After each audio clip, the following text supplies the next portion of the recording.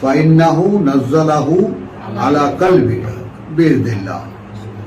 এই কথাটা একটু খেয়াল করো যে জিবরাইলের শত্রুতা করে লাভটা কি? জিবরাইলের শত্রু হবে কে? সে, তার কাজ হলো আমি যা তাকে দেই সে তোমার অন্তরে ওটা বসিয়ে দিয়ে যায়।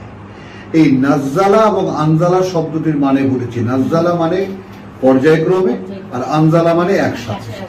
এটা আমরা বলেছি না? বলেছি। এখন বোঝো যে আমাদেরও এরকম কোরআন নাজিল হবে। যেমন এই হাফেজ সাহেবরা 8-10 বছর খেটে খুঁটে যে কোরআন মুখস্থ করে, এটা থাকে না কেন? কারণ নাজিল হয় না।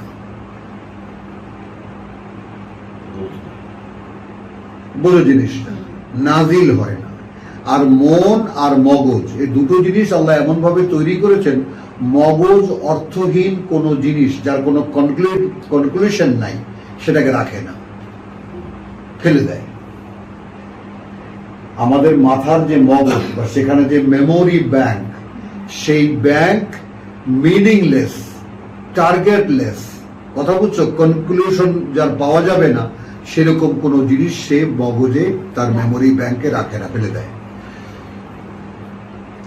এই জন্য আল্লাহ তাআলা মা নানসাখ মিন আয়াতিন আও নুনসিহা, ভুলিয়ে দিই, একেবারে ইরেজ করে দিই তার মন থেকে। এটা খেয়াল করবেন।